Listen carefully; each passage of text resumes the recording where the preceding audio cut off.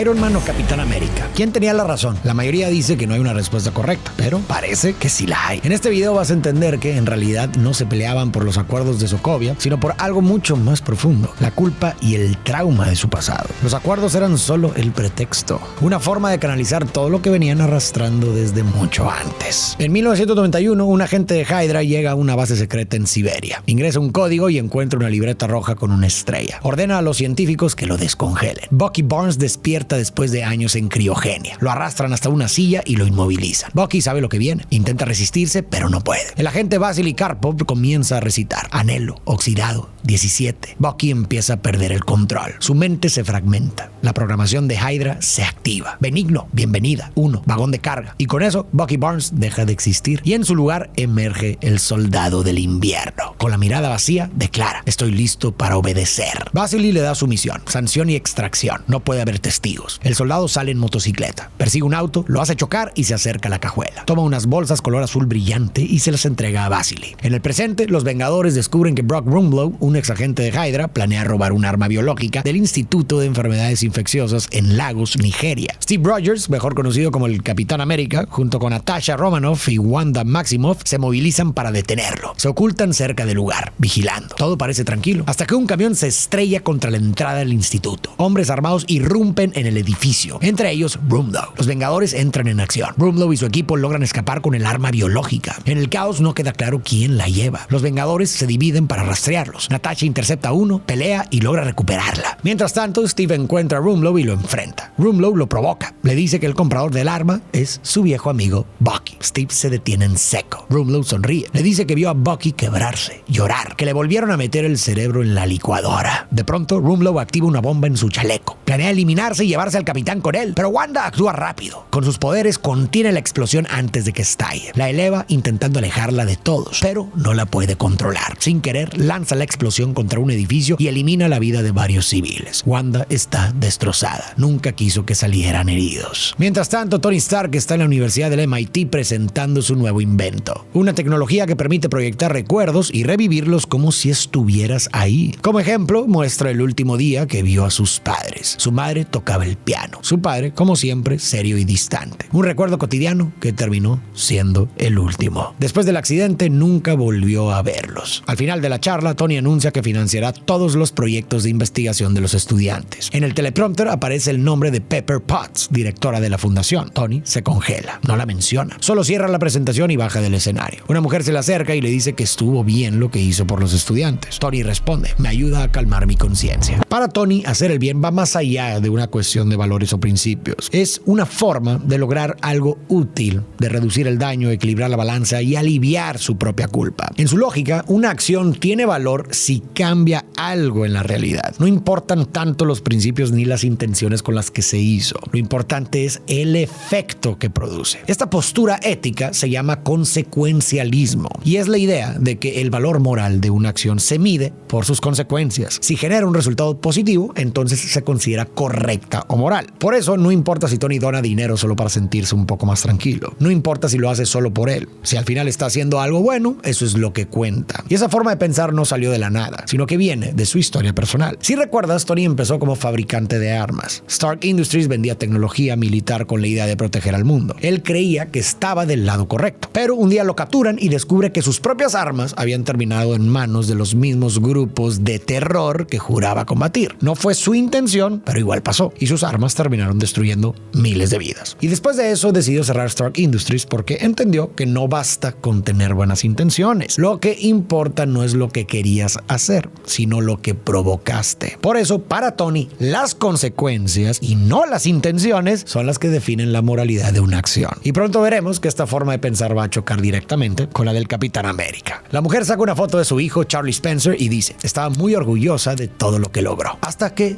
tú lo eliminaste. Murió en Sokovia. Tony no puede responder. La culpa lo atraviesa. Por si no lo recuerdas, Tony había creado una inteligencia artificial llamada Ultron con la idea de proteger al mundo, pero todo se salió de control. Ultron se volvió contra la humanidad y decidió que la única forma de lograr la paz era eliminando a los humanos. Los Vengadores intentaron detenerlo y la batalla final fue en Sokovia. Lograron salvar al mundo, pero la ciudad quedó destruida y murieron cientos de personas. Para Tony, que ya había vivido algo similar con Stark Industries, esto fue profundamente devastador. Creía que estaba haciendo lo correcto, pero una vez más las cosas se salieron de control y las consecuencias fueron mucho peores de lo que pudo anticipar. No puede dejar de preguntarse si en lugar de ayudar solo está empeorando todo. Las noticias no tardan en cubrir la tragedia de Lagos. Reporta la muerte de varios civiles, entre ellos ciudadanos de Wakanda. El rey T'Chaka aparece en los medios. Acusa a los Vengadores de actuar sin control por encima de las leyes internacionales. Exige que rindan cuentas. Los reportes cuestionan qué autoridad tienen para intervenir en otro país. ¿Quién les dio permiso para actuar en Nigeria? ¿Por qué operan por encima del derecho internacional? Steve apaga la televisión. Le dice a Wanda que no se recrimine tanto. Él también debió prever que Rumlow traía un chaleco bomba. Fue culpa de ambos. Y ahora gente ha muerto. Baja la mirada intentando procesar lo que pasó. Pero luego le dice, tratamos de salvar la mayor cantidad de personas que podemos. A veces eso no significa a todos. Pero si no podemos vivir con eso, entonces la próxima vez quizás no salvemos a nadie. Como podemos notar, Steve tiene una visión ética radicalmente opuesta a la de Tony. Para él, lo correcto es ayudar cuando puedes, porque es lo que debes hacer, aunque salga mal, aunque tenga consecuencias. Lo que está bien no cambia solo porque el resultado no fue perfecto. Incluso si se cometen errores, dejar de ayudar no es una opción, porque si se detienen por miedo a equivocarse, muchas personas sufrirían. Para Steve, eso sería la verdadera cobardía, el dejar de hacer el bien solo por no querer cargar con la culpa y el peso de las fallas. Más adelante vamos a ver cómo se llama esta filosofía, qué significa realmente y por qué tiene todo que ver con su historia personal enfrentando a los alemanes. Tony llega al complejo de los Vengadores. Trae un invitado, el secretario de Estado, Thaddeus Ross. Este les dice que el mundo está en deuda con ellos. Han peleado por la gente, se han arriesgado por protegerla, pero no todos los ven como héroes. Para muchos son una fuerza peligrosa. Un grupo con habilidades especiales basado en Estados Unidos que cruzan fronteras y actúan como quieren, sin pensar en lo que dejan atrás. Ross les muestra un video con cada una de sus intervenciones. Nueva York en ruinas, Washington destruida, Sokovia borrada del mapa y ahora Lagos. Los Vengadores bajan la mirada. Les duele. Saben que, aunque no sea su intención, cada vez que actúan, alguien termina pagando el precio. El secretario declara que han estado operando con poder ilimitado y sin supervisión, y eso ya no es tolerable. Por eso viene a presentarles una propuesta: los Acuerdos de Sokovia, un documento respaldado por 117 países. A partir de ahora, los Vengadores solo podrán actuar cuando un comité de la ONU lo autorice. Steve voltea a ver a Tony. ¿Por qué está apoyando esto? Y es que cada vez que Tony ha intentado ayudar, algo termina saliendo mal. Con Stark Industries creyó que estaba protegiendo al mundo y terminó armando a hombres del terror. Con Ultron quiso crear una defensa global y provocó una catástrofe. Y ahora en Lagos, los Vengadores que él mismo reunió causaron víctimas. A simple vista, firmar los acuerdos parece una forma de prevenir errores, dejar que alguien más evalúe los riesgos antes de intervenir. Pero si miramos más a fondo, no parece que Tony solo quiera evitar el daño, sino dejar de cargar con la culpa. Si otro toma las decisiones, entonces él ya no tiene que sentirse responsable cuando las cosas salgan mal. Steve lo nota al instante y le parece la salida fácil, la cobarde. Ross le dice que en 3 días la ONU se reunirá para ratificar los acuerdos. Natasha pregunta qué pasaría si deciden no firmar. Ross replica: entonces se retiran. Si no van a operar dentro de las reglas, ya no pueden continuar. Mientras tanto, en Cleveland, Vasily Karpov vive oculto. Escucha que tocan la puerta, duda un momento, pero abre. Un hombre lo derriba y lo deja inconsciente. Cuando despierta, está colgado, atado de los pies, sobre un lavabo que comienza a llenarse de agua. Frente a él está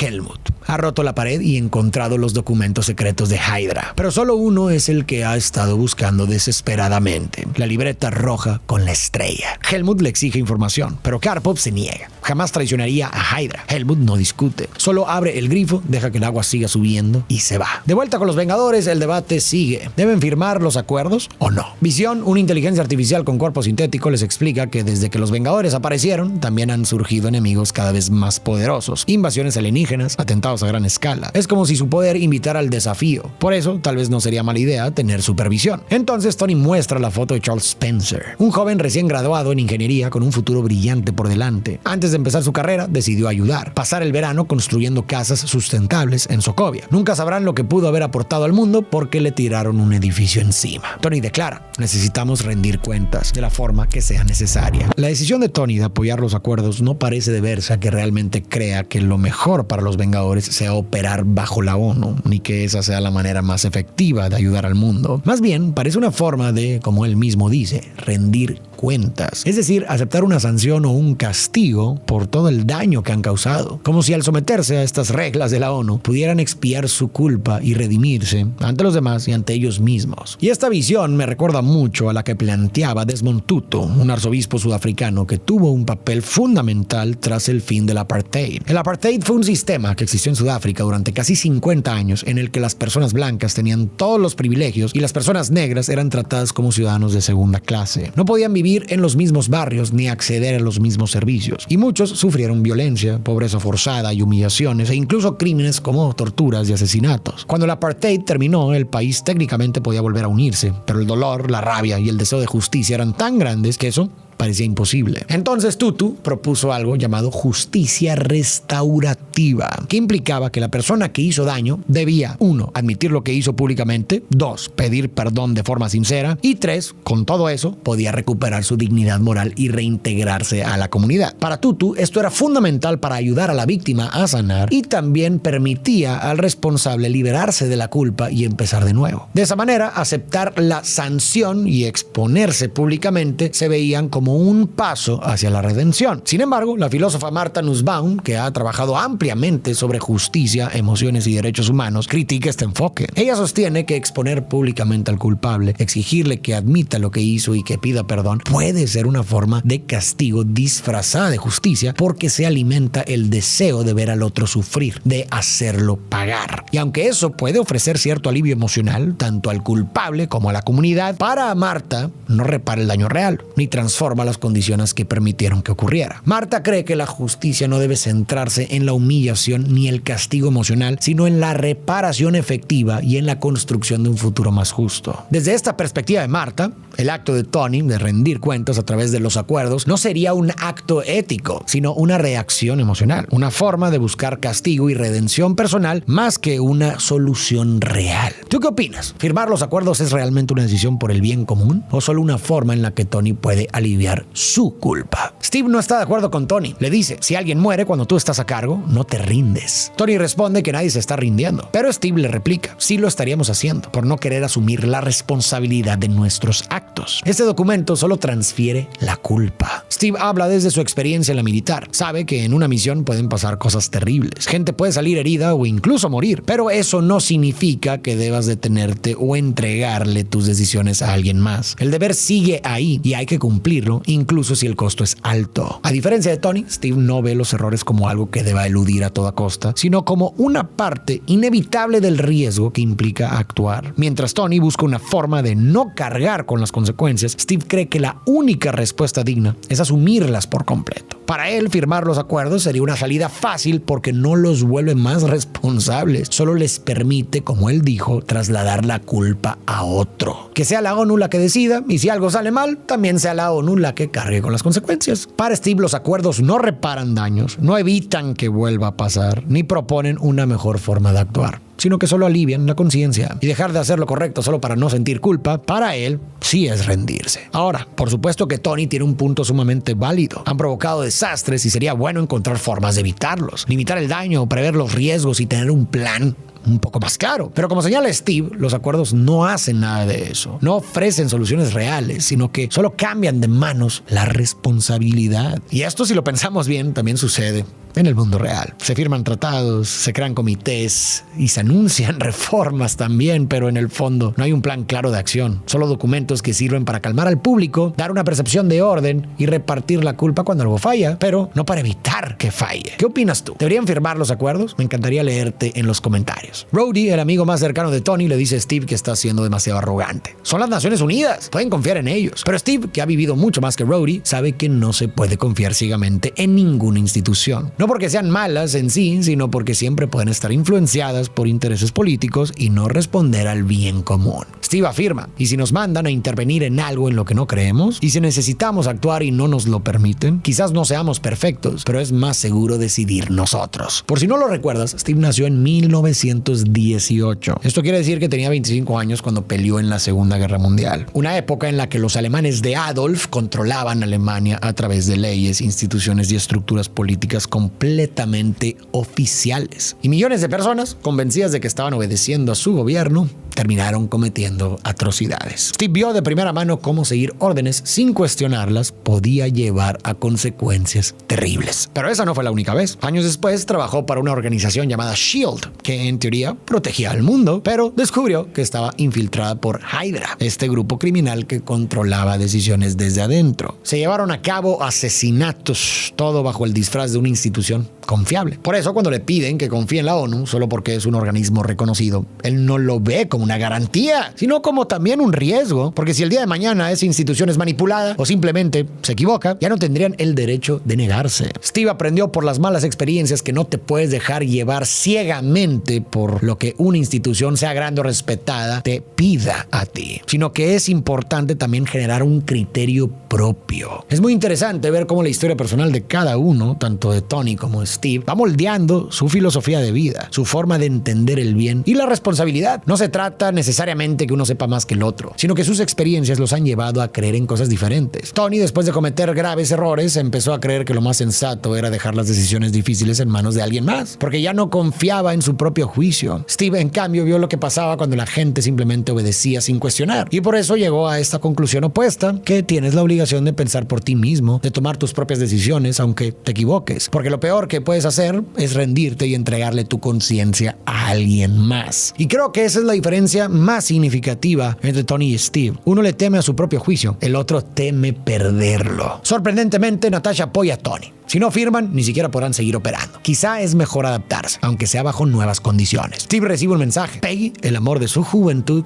ha muerto mientras dormía. Está devastado. Se dirige al funeral y carga el ataúd con el corazón hecho pedazos. Frente a todos, Sharon, sobrina nieta de Peggy, da unas palabras. Cuenta que su tía siempre le decía: donde sientas que no debes ceder, no lo hagas, aunque todos digan que lo malo es bueno. Aunque el mundo entero te diga que te muevas, tu deber es plantarte como un árbol, mirarlos a los ojos y decir: no, muévete tú. Steve escucha y asiente en silencio. Esas palabras lo confirman todo. Este discurso está sacado directamente de los cómics originales. En una de sus versiones más famosas se dice: no importa lo que diga la prensa, no importa lo que digan los políticos o las multitudes, no importa si todo el país decide que algo incorrecto es correcto. Esta nación fue fundada sobre un principio por encima de todos los demás: la obligación de defender lo que creemos, sin importar las probabilidades ni las consecuencias. Y creo que esta frase resume perfectamente la forma en la que Capitán América entiende la moral. Para él, hacer lo correcto es un deber que no cambia según las circunstancias. No importan las consecuencias, no importan las instituciones ni la opinión pública. Lo correcto seguirá siendo correcto aunque nadie lo haga, y lo incorrecto seguirá siendo incorrecto aunque todo el mundo lo practique. Y esa forma de pensar refleja una postura ética conocida como deontología, desarrollada por el famoso filósofo Immanuel Kant. Según esta visión, hay principios que deben respetarse siempre, simplemente porque son justos. Por ejemplo, proteger a los inocentes, defender la libertad, tratar a los demás con dignidad, asumir la responsabilidad de tus actos y no guardar silencio ante una injusticia. Kant decía que si una acción es tan justa que quisiéramos que todo el mundo actuara así, entonces tenemos el deber de hacerla. Ojo, no porque sea conveniente ni porque alguien lo ordene, sino porque es preciso hacerlo. Y eso es exactamente lo que hace Steve Rogers. Cree con firmeza que hay cosas que deben defenderse siempre, simple y sencillamente porque son lo correcto. Natasha encuentra a Steve y le dice que Tony, Visión, Rhodey y ella han decidido firmar los acuerdos. Irán a la reunión en Viena. El resto del equipo no está de acuerdo y no asistirá. Steve se disculpa, no puede firmar. Natasha ya lo sabía, pero aún así lo abraza y se despiden en paz. En Viena arranca la reunión de la ONU. Natasha saluda al rey Chaka de Wakanda y a su hijo T'Challa. El rey sube al estrado, habla de cómo a veces, incluso con buenas intenciones, nuestras acciones causan daño. Pero eso no nos exime de hacernos responsables. De pronto, T'Challa nota algo raro. Una camioneta de prensa saca un arma. Grita que todos se agachen. Salta hacia su padre para protegerlo, pero la bomba explota antes de que lo alcance. Corre hacia él, pero ya es tarde. Chaka ha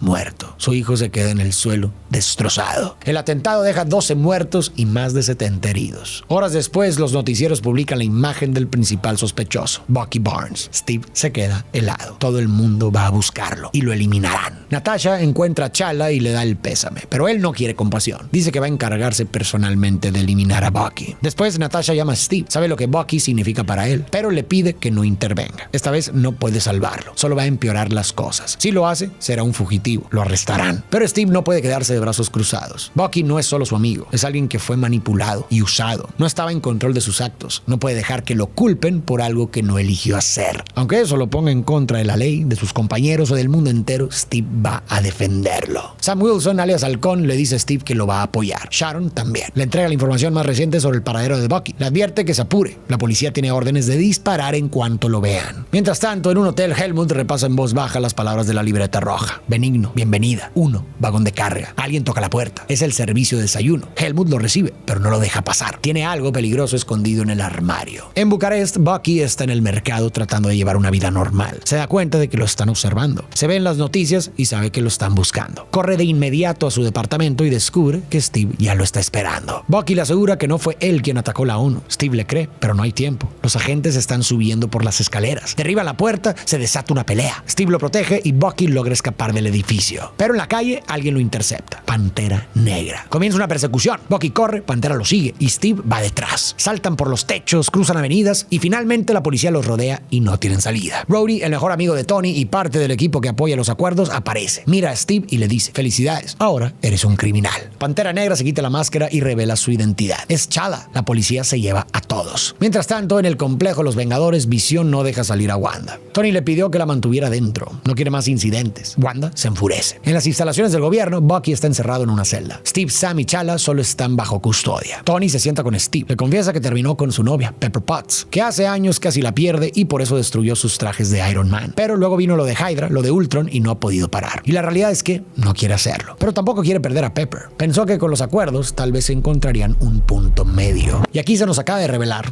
una capa más profunda sobre las motivaciones de Tony para firmar los acuerdos. No se trata solo de compartir la responsabilidad ni de aliviar su culpa, sino que, en el fondo, Tony parece estar intentando resolver un conflicto que ya no sabe cómo manejar dentro de sí mismo. Por un lado, quiere seguir salvando al mundo, pero por el otro, no puede ignorar todo lo que ha salido mal.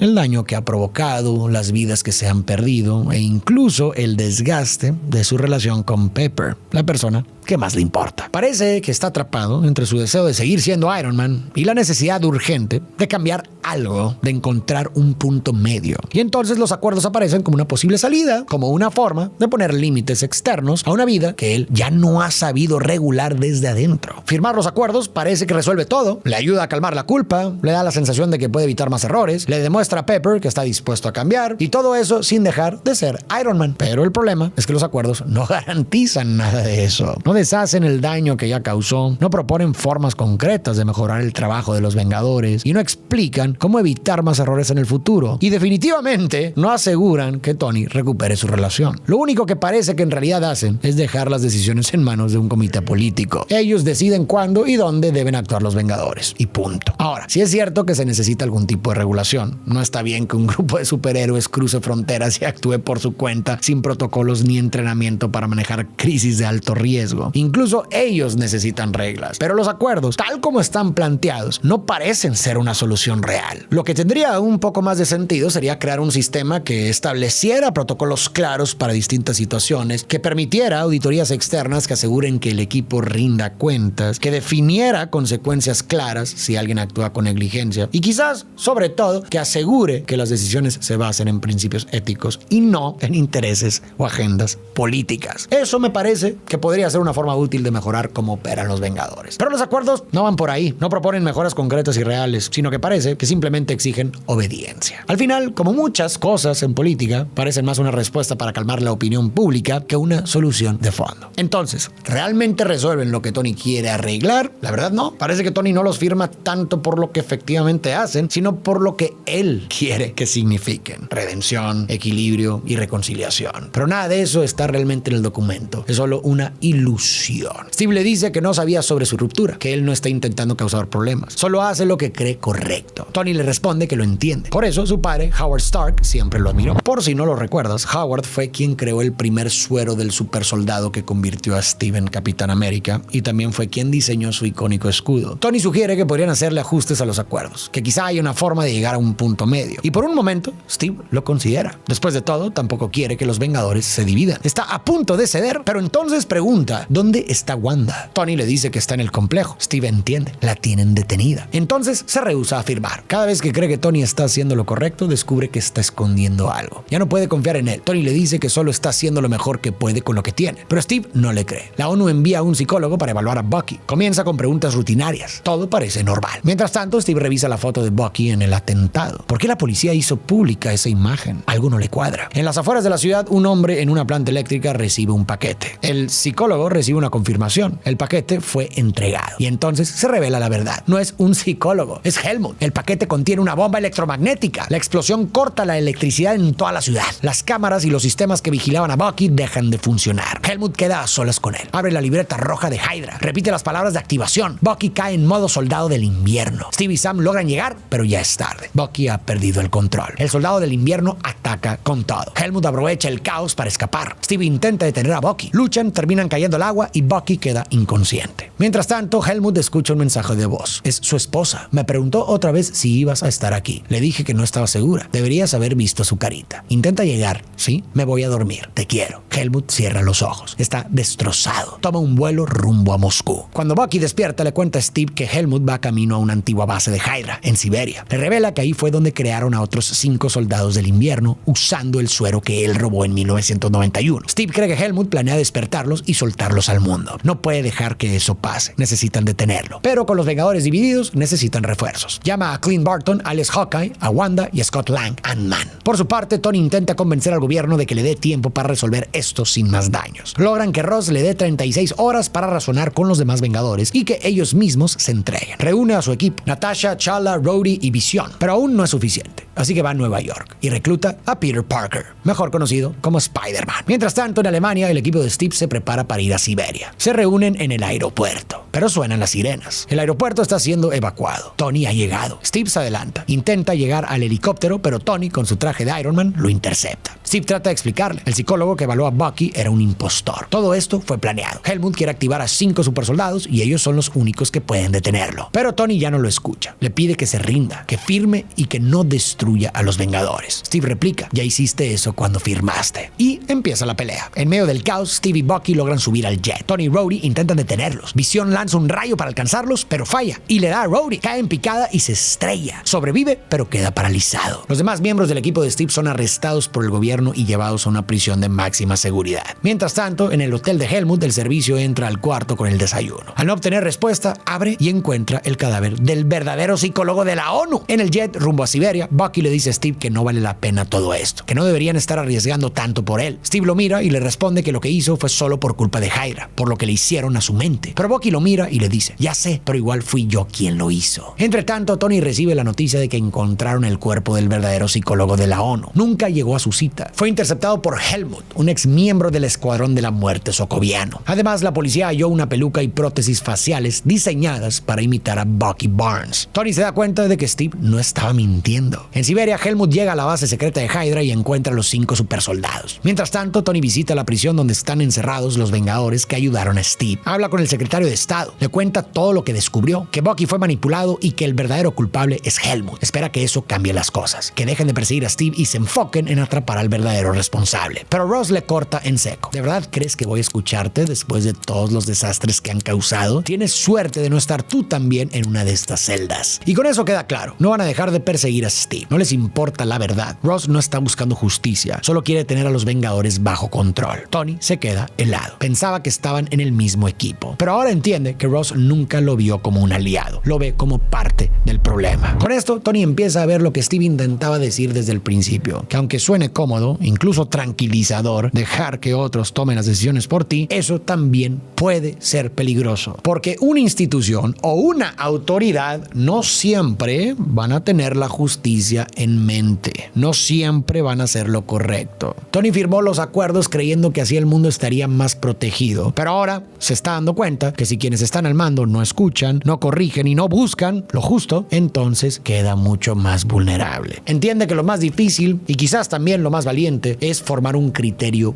propio y hacerte cargo de lo que venga después. Tony mira a Wanda, debilitada, atrapada en una celda como si fuera una amenaza. Le remuerde la conciencia. Ve a Hawkeye y se disculpa. Le dice que no sabía que los iban a encerrar así, pero Clint le contesta que claro que sabía. Tal vez no los detalles, pero sabía que los iban a encerrar en algún lado. Le dice que los están tratando como criminales, cuando hasta hace poco eran héroes. Tony intenta justificarse. Dice que rompieron la ley, que fueron advertidos, que eligieron el bando equivocado, pero ni él se cree lo que está diciendo. Luego habla con Sam. Le confiesa que se equivocó, que ahora necesita ayudar a Steve. Sam le da la ubicación. Están en Siberia. Tony parte de inmediato, pero no va solo. Pantera Negra lo sigue. Mientras tanto, Steve y Bucky ya han llegado. Entran a la base y entonces aparece Tony. Les dice, quizás tu historia no era tan descabellada después de todo, pero les pide que no le digan a Ross que está ahí, porque técnicamente tendría que arrestarse a sí mismo. Llegan al área donde están los supersoldados, pero los encuentran sin vida, eliminados. No era lo que esperaban. Entonces se escucha la voz de Helmut. ¿De verdad creían que yo querría más como ustedes? Les dice que nunca tuvo la intención de despertarlos, solo necesitaba atraerlos ahí, a los tres, para terminar lo que empezó. Steve, desconcertado, le pregunta si en serio eliminó a toda esa gente en la ONU solo para traerlos. Helmut asiente. No pensé en nada más durante un año. Los estudié, los seguí, cada uno de sus movimientos. Steve insiste, ¿es por Sokovia? ¿Perdiste a alguien? Helmut lo mira fijamente y declara, los perdí a todos. Y tú también lo harás. Revela que su plan siempre fue dividir a los Vengadores. No quería destruirlos con fuerza, sino hacer que se rompieran entre ellos. Porque un imperio que es atacado desde fuera puede reconstruirse, pero si se cae desde dentro, ya no hay forma de arreglarlo. Helmut les muestra un video. Tony lo reconoce de inmediato. Es la noche en que murieron sus papás. En la grabación se ve el choque y luego Bucky, el culpable de su muerte. Pero no solo estrelló el carro. Cuando Howard intenta salir del auto, el soldado del invierno lo golpea hasta eliminarlo. Después va hacia su madre, la toma del cuello y la asfixia. Tony se lanza contra Bucky, pero Steve lo detiene. Tony lo mira furioso y le pregunta si lo sabía, si sabía que había sido Bucky. Steve duda un segundo y dice, no sabía que era él. Tony no le cree, insiste que no le mienta. Steve baja la mirada y dice, sí. Tony lo derriba. Bucky reacciona para defenderlo y se desata la pelea. Helmut simplemente se aleja, satisfecho. Ya no tiene que hacer nada. Ellos solos van a destruirse. Tony sujeta a Bucky del cuello y le pregunta si siquiera los recuerda. Bucky, atormentado, responde, recuerdo a todos. Steve intenta calmar a Tony. Le dice que no fue culpa de Bucky, que Hydra lo estaba controlando, que nada de eso fue decisión suya. Pero Tony, con la voz rota, le responde, no me importa, eliminó a mi mamá. Mientras tanto, Helmut escucha por última vez el mensaje de voz que le dejó su esposa. Deberías haber visto su carita. Intenta llegar, sí, me voy a dormir, te quiero. Está completamente roto. Chala aparece detrás de él, pero a Helmut no le importa, ya no le teme a nada. Le cuenta que en la batalla de Sokovia perdió a su padre, a su esposa y a su hijo. Tardó 2 días en encontrar sus cuerpos. Mientras tanto, los Vengadores solo se fueron a casa. Sabía que no podía eliminar a los superhéroes. Hombres más fuertes ya lo habían intentado, pero sí podía hacer que se destruyeran entre ellos. Se disculpa con Chala por su padre. Le dice que parecía un buen hombre, con un hijo responsable. Chala ve lo que la venganza le hizo a Helmut y decide que no va a dejar que lo consuma él también. Le dice que la justicia llegará, pero en su debido momento. Helmut intenta eliminar su vida, pero Chala lo detiene. Aún tiene que responderle a los vivos. Entre tanto, Tony y Steve siguen peleando. Se están destruyendo. Tony logra derribarlo. Luego Steve contraataca. Usa el escudo para golpear el reactor del traje y dejar a Tony fuera de combate. Se acerca a Bucky, lo ayuda a levantarse y se dispone a irse. Pero Tony le grita, ese escudo no te pertenece, no lo mereces, mi padre lo hizo. Steve se detiene, mira el escudo que ha llevado toda su vida y lo suelta. Lo deja atrás. ¿Qué significará esta escena tan icónica? Algunos piensan que Steve suelta el escudo porque ya no se siente digno de llevarlo. Como si al defender a Bucky hubiera puesto su amistad por encima de lo que es correcto y de sus principios y al final se diera cuenta de que ya no merece ser el Capitán América. Pero yo lo veo diferente. A mí me parece que Steve no se arrepiente de haber defendido a Bucky. Sigue creyendo que no debería pagar por los crímenes que cometió cuando no tenía control de su mente. Me parece que no lo hizo solo por su vínculo, ni por lealtad ciega, sino porque creyó que genuinamente era lo justo. Y conociéndolo, probablemente habría hecho lo mismo por cualquiera, incluso por Tony. Pero lo que sí reconoce es que al tomar esa decisión terminó hiriendo profundamente a alguien que también quiere. Sabía lo importante que esa verdad era para Tony y aún así la ocultó. Y aunque lo hizo con la intención de proteger a Bucky, e incluso quizá para evitarle más dolor a Tony,